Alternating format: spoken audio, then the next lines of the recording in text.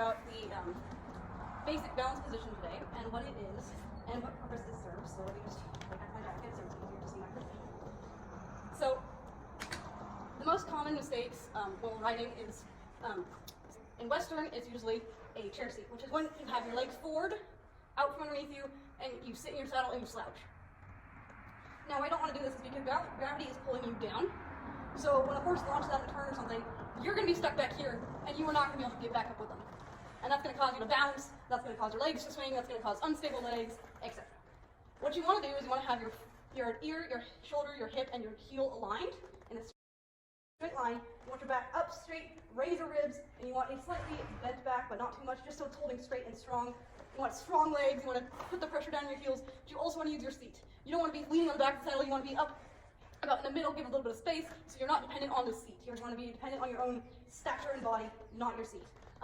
In English, I've noticed another common thing for them to do is they get too forward. And the problem with that is you're going to also run into the same problem, strangely enough. You're going to be too forward, and then when they launch out of something or buck, or if they buck, you're going to get thrown forward.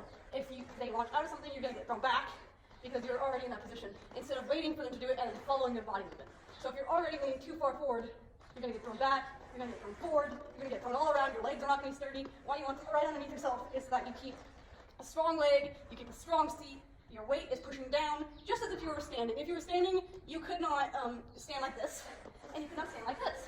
You would have to stand straight up and keep a strong leg, obviously, otherwise you'd fall down, and a strong back. So basically, you just want to be standing, but obviously in this position with your knees slightly bent. These straps are a little bit long on her because she's skinny, but you want your shoulder, your hip, your heel aligned. And you want to be looking straight ahead, chin up, straight forward, over the ears. And you don't want to be relying on your reins because that causes you to do this. And what does that cause you to do? It causes you to back up. What you want to be doing is you want to have an even pressure, and you don't want your hands way down here, you don't want them way up here, you just want them to be even.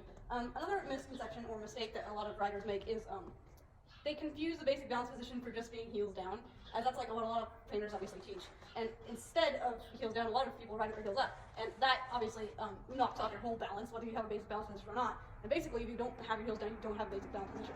Another thing I commonly run into is people burying their feet in stirrups. Now that's also dangerous because if you fall off something, you can easily get your foot caught in the stirrup, etc. So that's one of the biggest things. And what you want is the stirrup to be, find the ball of your foot. You want it to be, so these boots are a little long, so mine is about right here. There's a lot of room there. So just because you see people riding like this, that might be where the ball of the foot is, but that doesn't mean you shove your foot way up here. It doesn't mean you ride with your toe like that because your foot's gonna slide out. So you want to ride with it just so you're feeling the pressure on the ball of your foot. Even if your pinky toe is way down here and your big toe is right up here, you want it to be on the ball of your foot no matter what. So you're also going to just, obviously the only time you're allowed to change your position is if a horse is jumping or rearing, you're going to want to lean forward a little bit. If they're launching out of a turn, you're going to want to lean forward a little bit, kind of leave the pressure off their back, and just go with their body, follow with their body. And you're going to, obviously if they buck, you want to sit back a little bit, but you don't want to sit back like this, because you're going to get your back all sorts of mess. So what you can do is you can lean back a little bit, and you're going to move your feet forward too, so that you're still in a straight line. You're going to keep your back straight. That way, you don't have your feet down here and your back's back, because there's no support then, and there's nothing holding you on. What you want to do is shove the pressure down so that when they are bucking and you are being pulled that way, you can push yourself back up with your feet.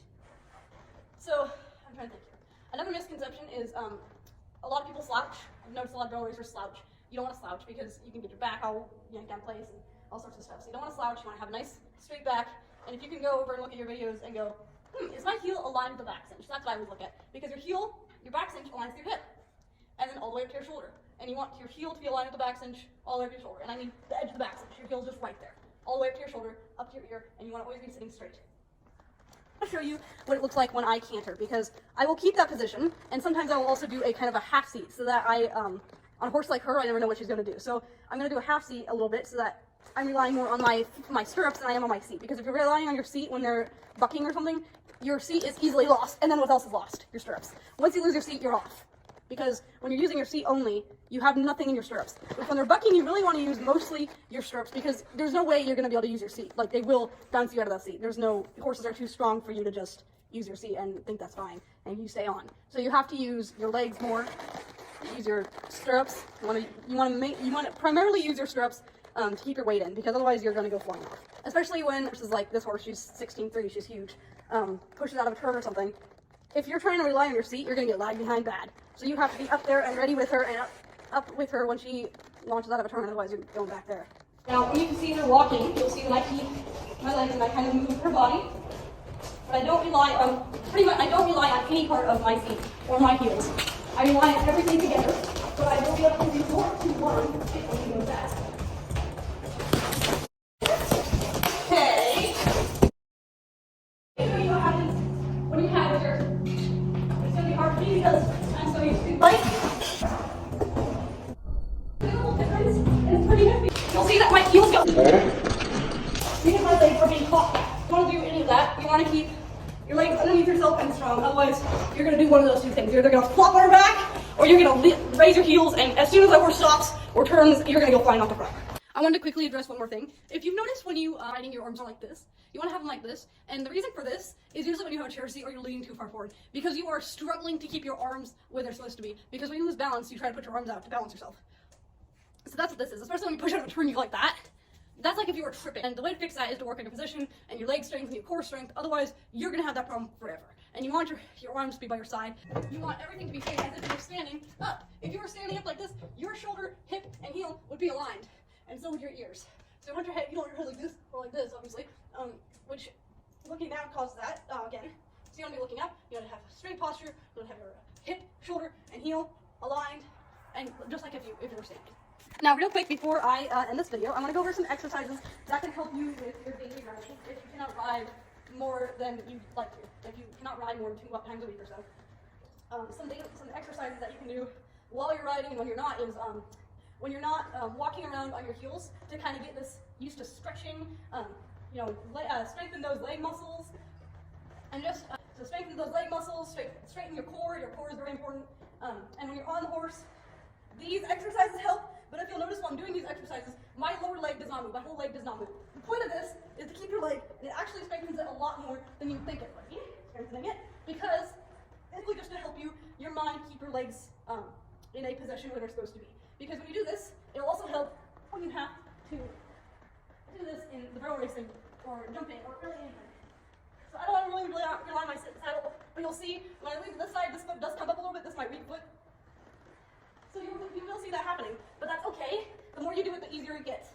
And I just like to continue to do that until I kind of have a nice strong core and stuff, and it helps tremendously. You wouldn't think of it, but it does.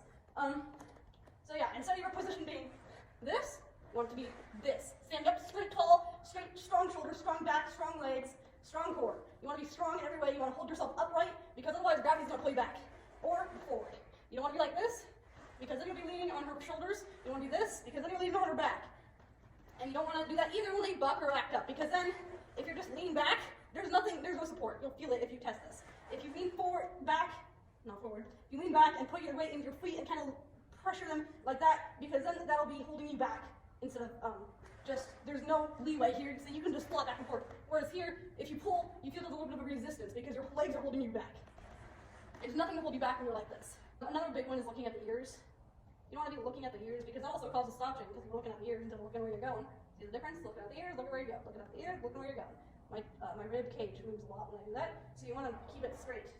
Anything you do with your horse, looking a different direction, they can feel that, so you want to make sure that you are looking in the direction you want them to go. Always focus on your horse, because when you're looking at the ears, they get a little lost. They don't know what you're doing. Another thing important is just contact. I see a lot of people who neck train. I'm not a fan. I think it's better to have full contact. This is kind of an English thing. Most English riders like to keep full contact. But you, especially on a hot horse, you always want to keep full contact just in case something happens. You have more control. You have more of a guideline. More of a confused horse will get a lot more from this, because you will be telling them where to go. If I tried to one-hand it on her, she would not know where I'm telling her to go. So unless you have a really calm, seasoned horse that is like a cow horse that is trained to be a cow horse, I wouldn't one-hand it, personally. I have like barrel reins on, which are like this short. I'll occasionally drop to one hand while I'm cooling out to let them just kind of relax their head and have a good job, you're done. Those are just a few things. Another thing I want to address, I want to address the fact that you do not lean, ever. You do not want to lean, ever. So, what leaning does is okay, here's the deal. A lot of people confuse sit with lean. You don't want to ever lean. You want to lean this way. See how that shifts your body? You want to lean back. You want to lean forward. You want to, instead, you want to keep your legs, when you lean that part of the body forward or back. Now I'm not doing it because I've done my exercise and I've trained myself to keep my legs still. But usually when you lean, your feet go up or your feet go back. And then you lose your center of gravity because these things are not supposed to be swinging around. These things are supposed to stay right here, right in the middle. And I'll show you some clips of me running home and that our legs do not move at all, even while kicking and bumping. So I don't like to, I got this confused a lot when I was younger, trying to run Xena. And I used to think, oh, lean. And that's not the case. You don't want to ever lean, because leaning throws your horse off balance. What you want to do is when they're turning, they're leaning. So what you want to do is you want to be as close to, they're going to lean in, you're not going to lean in, you're not going to lean out. You're going to try to stay right in the middle. And you're going to try to, think of, you're trying to stay with the outside foot as it's scroll down the floor, kind of.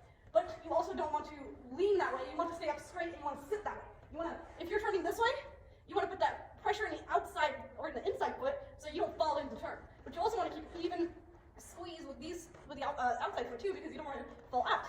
You got to keep your legs strong, and heels down does go for turns too. A lot of people think, oh, well, I was turning, so it doesn't matter. It actually is important to keep your heels down while turning too, because if you don't, you start to tip upwards, and what does that do? Yeah. So we don't want to lean onto the horse's forehand, we don't want to lean onto the horse's backhand, we don't want to lean over the side, because the horse is going to be like, whoa, you know, especially if you're a bigger person. So you're just gonna, instead, when your instructor tells you to sit back, you're gonna sit back. You're gonna kind of put your weight into your seat a little bit more, you're gonna put your weight into the stirrups a little bit more, you're gonna kind of sit back. You're not gonna lean back, you're gonna sit back. Back straight, you're gonna sit back. Lean forward, you're gonna want to go up, and you're gonna want to kind of angle your hips like a 2-point. You're gonna push your hips back, and you're gonna kind of lean forward onto the horse's neck a little bit, but not onto their shoulders, because you don't want to weigh on their shoulders. You just want to get forward with them, get off their back, so they have freedom of movement.